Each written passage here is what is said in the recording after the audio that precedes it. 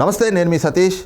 కేసీఆర్ ముఖ్యమంత్రిగా ఉన్నటువంటి సమయంలో 22 కార్లు కొన్నారు, వాటిని విజయవాడలో భద్రపరిచారు అంటూ రేవంత్ రెడ్డి తెలంగాణ ముఖ్యమంత్రిగా బాధ్యతలు తీసుకున్నటువంటి 10 రోజుల్లో ఈ అంశం వెలుగులోకి వచ్చింది అంటూ ఒక బాంబ్ పేల్చారు.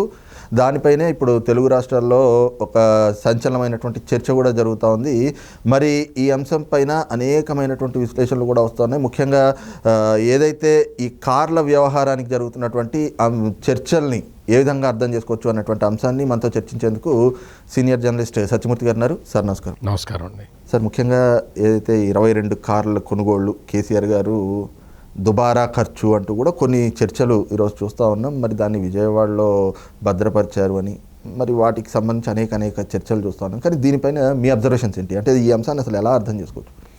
ఇది ఏంటంటే కేసీఆర్ మళ్ళీ అధికారంలోకి వస్తాను అని బలంగా నమ్మాడు. బలంగా నమ్మి ఏం చేశాడు అంటే ఈసారి మరి కొడుకు కేటీఆర్ని సీఎం చేద్దాం అనుకున్నాడో ఏంటో తెలీదు. అందుకని కొత్త కార్లు, కొత్త సెక్రటేరియట్ ఇవన్నీ చేద్దామని ప్లాన్ చేశాడు. కొత్త సెక్రటేరియట్ అయితే చేసేసాడు. ఈ విధంగా చేసి కొన్ని కార్లు కూడా కొన్నాడు. కొన్న తర్వాత వాటిని మరి కొన్న తర్వాత హైదరాబాద్లో తీసుకురావాలి కదా, హైదరాబాద్లో తీసుకురాలే. హైదరాబాద్కి తీసుకొస్తే అసలు సమస్య లేదు. అది తీసుకొచ్చేసి కార్లు ఇక్కడ వాళ్ళకి వర్క్షాప్ ఉంటుంది కదా, వర్క్షాప్లో ఉంటే సమస్య లేదు. మరి ఎందుకు తేలేదు? అవి పైగా ఆంధ్రాలో ఎందుకున్నాయి అనేది ప్రధానమైన ఇష్యూ, చర్చ జరుగుతున్నది. ఆంధ్రాలో ఉన్నది వేరే ముఖ్యమంత్రి అనుకో, అసలు ఈ ఆలోచన రాదు. అవును, ఆంధ్రాలో ఉన్నది ఎవరు అంటే కేసీఆర్కి అత్యంత సన్నిహితుడైన జగన్మోహన్ రెడ్డి ముఖ్యమంత్రిగా ఉన్నాడు. అంటే ఇప్పుడు కేసీఆర్ కార్లు కొని జగన్మోహన్ రెడ్డి దగ్గర ఉంచాడా? లేదు, అక్కడ ఏదన్నా వేరే అంటే కార్లకి వేరే పనులు కొన్ని ఉంటాయి, అంటే బుల్లెట్ ప్రూఫింగ్ అవి ఇవి. మీ పిల్లలు ఇంటర్మీడియట్ మరియు ఎంసెట్ చదువుతూ సబ్జెక్ట్స్లో కన్ఫ్యూజ్ అవుతున్నారా? కాన్ఫిడెన్స్ లెవెల్ తక్కువగా ఉందా? రిపీటెడ్ మిస్టేక్స్ చేస్తున్నారా? అయితే మీకోసమే ఉంది రైజ్ యాప్.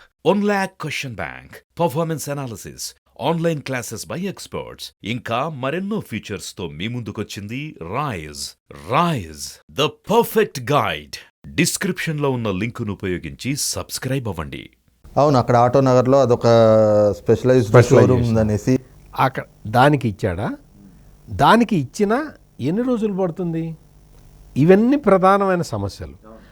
వాటికి బుల్లెట్ ప్రూఫింగ్ అదంతా కూడా అయిపోయిన తర్వాత కూడా అక్కడే ఉన్నాయి. అది ఇప్పుడు మెయిన్ ప్రాబ్లం ఏంటి అంటే వర్క్ అయిపోయిన తర్వాత జనరల్గా ఏం చేస్తారండి, ఇప్పుడు 22 కార్లు కొన్నాడు, అందులో 2 కార్లకు అయిపోయింది. ఆ 2 కార్లు ఇక్కడికి పంపించేయాలి కదా. అంటే 22 అయిందాక అక్కడ ఉంచుకున్నారా? అసలైన అన్ని కార్లకి బుల్లెట్ ప్రూఫింగ్ ఎందుకు? అదే బుల్లెట్ ప్రూఫింగ్ సీఎం ఏదన్నా ప్రయాణం చేస్తున్న కారుకి బుల్లెట్ ప్రూఫింగ్ చేస్తారు. కాన్వాయ్లో ఉన్న అన్ని కార్లకి చేస్తారా? చేయరు కదా. అట్లా ఎందుకు చేశారు? 22కి ఎందుకు చేయిస్తున్నారు? అక్కడే ఎందుకు చేయిస్తున్నారు? అక్కడే ఎందుకు ఉంచారు? అయిపోయిన కార్లన్నీ అయిపోయినట్టు తేవాలి కదా. అందుకని ఇవన్నీ కూడా అనుమానాలు రేకెత్తిస్తున్నాయి. ఇవన్నీ కూడా అక్కడే జగన్మోహన్ రెడ్డి దాచిపెట్టాడా? నా దగ్గర ఉంచు, నీకెందుకు తర్వాత పంపిస్తాలే అని అన్నాడా? అసలు ఏంటిది, ఈ మిస్టరీ ఏంటనేది ఎవరికి అర్థం కావట్లేదు. ఇప్పుడు రేవంత్ రెడ్డి ఏమో చాలా సింపుల్గా ఓ బాంబు పేల్చేశాడు. నిజంగా కూడా రేవంత్ రెడ్డి, ఇప్పుడు మీకు ఒక విషయం తెలుసో తెలీదో, రేవంత్ రెడ్డి అధికారంలోకి వచ్చిన 3వ రోజు రిజర్వ్ బ్యాంకుకి ఓడీకి వెళ్లాల్సి వచ్చింది. డబ్బులు చిల్లి గవ్వలేదు. తెలంగాణ ట్రెజరీలో రిజర్వ్ బ్యాంకుకి వెళ్ళి ఓడీకి వెళ్ళి అప్పు తెచ్చుకోవాల్సి వచ్చింది. అప్పు తెచ్చుకుంటే తప్ప రోజువారీ పెట్రోల్ ఖర్చులు కూడా వెళ్ళని పరిస్థితి. అంత దారుణంగా తెలంగాణ ట్రెజరీ ఉన్నది. మరి ఇటువంటి నేపథ్యంలో 100 కోట్లు 120 కోట్లు పెట్టి అన్ని కార్లు కొనటం ఏంటి? ఆ కార్లు జగన్ దగ్గర దాచిపెట్టడం ఏంటి అనేది ఇప్పుడు ప్రధానమైన చర్చ నడుస్తున్నది. దీన్ని ఏంటంటే మనం ఇప్పుడు ప్రతిదీ కూడా రాజకీయ కోణమే ఉంటుంది. లేకపోతే ఇవి అక్కడికి పంపించటం ఏంటి, అక్కడి నుంచి ఇంకా రాకపోవటం ఏంటి? ఇప్పుడు దాదాపుగా కాంగ్రెస్ అధికారంలోకి వచ్చి కూడా దాదాపుగా 20 రోజులు దాటింది, 25 రోజులు 26 రోజులు అయింది. మరి ఇంకా అక్కడే ఉండటం ఏంటి కార్లు? ఈయన కనుక్కొని తెమ్మని చెప్పిందాక రాకపోవటం ఏంటి? ఇవన్నీ ప్రధానమైన ప్రశ్నలు. ఇవన్నీ కూడా కేసీఆర్కి జగన్కి ఉన్న అనుబంధం మీదే ఇవన్నీ ఆధారపడి ఉన్నాయి అనేది ఇప్పుడు ప్రధానంగా తెలంగాణ ప్రజలు, ఇక్కడ తెలంగాణ ప్రజలే కాకుండా ఆంధ్ర ప్రజలు కూడా వీళ్ళిద్దరి మధ్య ఎంత సఖ్యత ఉంది, ఇదిగో చూడు కార్లు తీసుకొచ్చి ఇక్కడే ఉంచాడు అన్న ఒక అభిప్రాయం అయితే స్పష్టంగా కనపడుతుంది. అయితే దీంట్లో ప్రధానంగా కనిపిస్తున్నటువంటి అంశం ఏమిటి అంటే ముఖ్యంగా ఆ కార్లని గనక ఎన్నికలకి ముందే ఇక్కడికి తీసుకొచ్చుంటే ఖచ్చితంగా ఏది కూడా దాచితే దాగే అంశం కాదు. అలాంటి కార్లు వచ్చినాయి అన్నటువంటిది ఆ నోటా ఈ నోటా వచ్చి బయటకు వస్తుంది.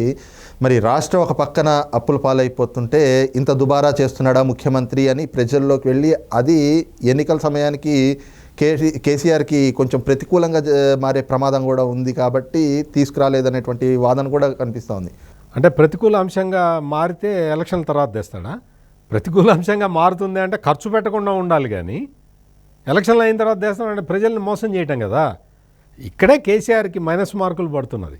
అయితే ఇక్కడ ఇంకొక ప్రధానమైనటువంటి చర్చ ఏమిటంటే ఆ రోజున రేవంత్ రెడ్డి గారు ఈ అంశాన్ని బాంబు పేల్చేటువంటి సమయంలో ల్యాండ్ క్రూజర్ కార్లు అని చెప్పేసి అని ఆయన స్పష్టంగా చెప్పారు. ఇప్పుడు అధికారులు వచ్చి ఆయనకు చెప్పారు అని చెప్పి, మరి అధికారులు చెప్పారు అన్నప్పుడు ఖచ్చితంగా ఒక స్పష్టత ఉంటుంది కదా సార్. ఇప్పుడు ముఖ్యమంత్రి కూడా నేరుగా ఊరికే అనేసే మాట కాదు. ఆయన కూడా అధికారులు చెప్పేటప్పుడు వాళ్ళు ఎలా చెప్తారు, ఆ డబ్బులు ఇక్కడ ఏదైతే ఫైనాన్స్ డిపార్ట్మెంట్ నుంచి ఆ కార్లు కొనుగోలుకు వెళ్ళి ఉంటాయి కదా, మరి అప్పుడు ఏ కార్లు కొంటున్నారన్నది తెలుస్తుంది. కానీ ఈ రోజున అవి ల్యాండ్ క్రూజర్లు కాదు ఫార్చ్యూనర్లు అంటూ కార్లు మారిపోయాయనేటువంటి అంశం కూడా ఈరోజు తెరపైకి వస్తుంది. మరి ఈ అంశాన్ని ఎలా చూడాలి అసలు? ఇప్పుడు 100 కోట్లు పెట్టి ఏం కార్లు కొంటారు? అత్యంత ఖరీదైన కార్లు కొన్నాడు. నువ్వు అది కార్లు మార్చారు ఇది అంటే ఇప్పుడు డబ్బులు ఖర్చు అయిన విషయం అయితే వాస్తవం. ఆ డబ్బులు అంత ఖర్చు పెట్టి 100 కోట్లు 120 కోట్లు ఖర్చు పెట్టి కార్లు బుల్లెట్ ప్రూఫ్ వాహనాలు తీసుకున్నప్పుడు అవి అత్యంత ఖరీదైన కార్లే ఉంటాయి. ఇప్పుడు ల్యాండ్ క్రూజర్లు అని చెప్పి రేవంత్ రెడ్డి స్పష్టంగా చెప్పాడు. ఇప్పుడు మరి ల్యాండ్ క్రూజర్లే రావాలి. ఇప్పుడు ల్యాండ్ క్రూజర్లు కాకుండా వేరే కార్లు వస్తే అక్కడ అది ఇంకా అసలు అదొక పెద్ద కుంభకోణం అవుతుంది. అది ఎవరికి మెడకి చుట్టుకుంటుందనే తర్వాత సంగతి. ఇప్పుడు ల్యాండ్ క్రూజర్లని ఖచ్చితంగా చెప్పాడు కదా రేవంత్ రెడ్డి. మరి రేవంత్ రెడ్డి చెప్పినట్టు ల్యాండ్ క్రూజర్లు ఏపీ నుంచి ఇక్కడికి రావాల్సిందే. రాకపోతే అక్కడ మరి జగన్ మార్చాడా, లేకపోతే ఇక్కడ కేసీఆర్ తర్వాత మార్చాడా, లేకపోతే అధికారి తప్పు చెప్పాడా, లేదు రేవంత్ రెడ్డి చెప్పిన తర్వాత మారిపోయినాయా అనేవి ఇవన్నీ క్వశ్చన్లు ఉత్పన్నం అవుతాయి. ఇవన్నీ అనుమానాలు వస్తాయి. అందుకని ఇప్పుడు ఆ ల్యాండ్ క్రూజర్లు వస్తాయో రేపు వస్తాయో ఇవాళ రేపో వస్తాయని చెప్పాడు. వచ్చిన తర్వాత మనల్ని కూడా జర్నలిస్టులను కూడా ఎక్కి ఒక రౌండ్ వేసి రమ్మన్నాడు రేవంత్ రెడ్డి. కాబట్టి మనం కూడా వెళ్దాం, తప్పకుండా వెళ్ళి ఆ ల్యాండ్ క్రూజర్ వస్తుందో ఫార్చ్యూనర్ వస్తుందో చూసుకొని అందులో కొంచెం ఎక్కి ఒక రౌండ్ సెక్రటేరియట్లో తిరిగి రావచ్చు మనం. ఆయనే ఆఫర్ ఇచ్చాడు కాబట్టి. కార్లు మారితే మాత్రం ఇది పెద్ద కుంభకోణం కింద లెక్క. 100 కోట్లు ఏమైనాయి, కేసీఆర్ ఏం చేశాడు, 100 కోట్లు పెట్టి ఫార్చ్యూనర్లు కొన్నాడా, అసలు ఏంటి అనేది కూడా దాని మీద అది పెద్ద ఇష్యూ అవుతుంది ఆ తర్వాత విషయం. ఎందుకు అంటే వాస్తవానికి కొనుగోలు చేసినప్పుడు ఇవేమి గల్లాపెట్టలోంచి డబ్బులు తీసి ఇవ్వడం కాదు, ఫైనాన్స్ డిపార్ట్మెంట్ నుంచి రిలీజ్ అవుతాయి. మరి ఏ కార్లు కొంటున్నారు, ప్రతి ఇన్వాయిస్ కూడా ప్రభుత్వం దగ్గర నయా పైసతో సహా లెక్క అనేటువంటిది వాళ్ళకు ఉండాలి. మరి అలాంటప్పుడు ఖచ్చితంగా దీనిపైన నిజానిజాలు కూడా తేలాల్సినటువంటి అవసరం అయితే కనిపిస్తుంది. ఖచ్చితంగా తేలాలి. ఇప్పుడు కనుక కంపెనీ కార్లు మారితే దాని మీద అసలు ఒక పెద్ద ఇష్యూ అవుతుంది. అది నేషనల్ ఇష్యూ కూడా అవుతుంది. ఎందుకంటే మామూలు చిన్న విషయం కాదు కదా.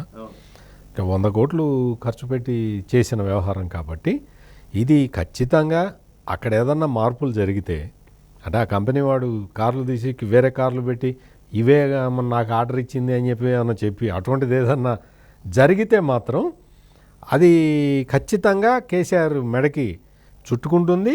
కేసీఆర్ మెడకి చుట్టుకోవడమే కాదు, ఇది మాకేం సంబంధం అని జగన్ చెప్తే అది ఇంకొక పెద్ద ఇష్యూ అవుతుంది.